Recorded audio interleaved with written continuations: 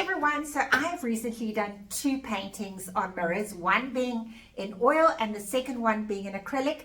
Never painted on a mirror before, so I had to do quite a lot of investigation, and it can be quite a minefield of all the information that is out there. So I thought maybe I can package one neat little video together, so when you go out and you get the things that you need, it won't be such a minefield and just drive you a little bit crazy. Okay, so let's get started. What you need is a mirror, and I decided to go on a formal mirror because a mirror is pretty brittle, so especially when you're going in a bigger size, you really need it to be quite sturdy. Okay, so then what I did is I got my design, I worked out the design in my head, and I transposed that onto paper. Once I was happy with that, I got myself an acrylic Posca white pen, and I transferred that design in quite a lot of detail over onto my mirror. Okay, I like to work like that. I use a lot of detail in my drawing if I'm on paper,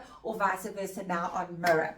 So once I had done that, I then needed my primer. You need to get a primer when you are going to paint on a mirror, and this then adheres the paint to the mirror, so it makes the paint stick nicely. Now the thing about, I use Gesso.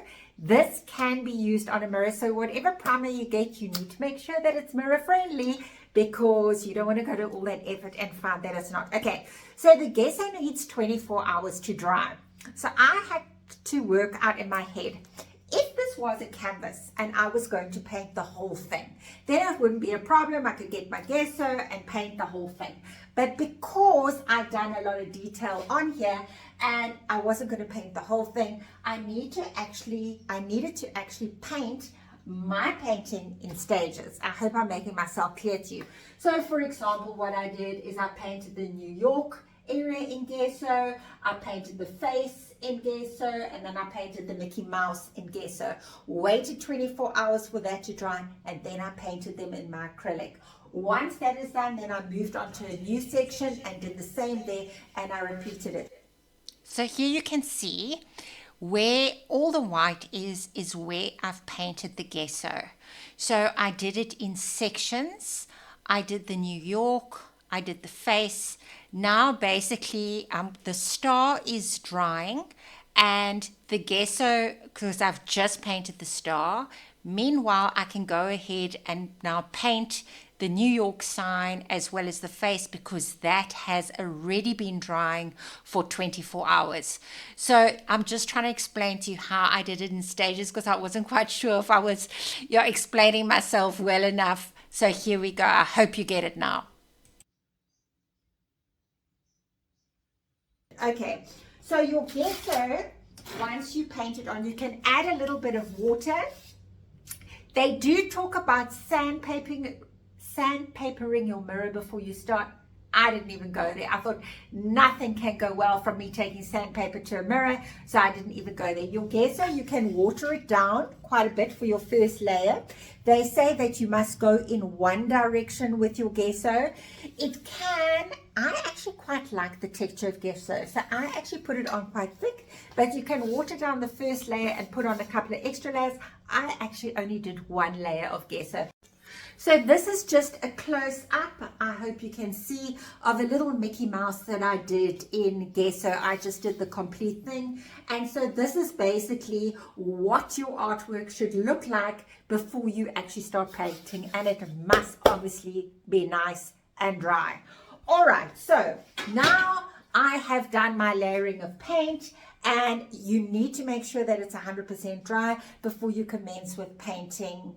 Again, for my stars, I actually use quite a bit of masking tape to get those points.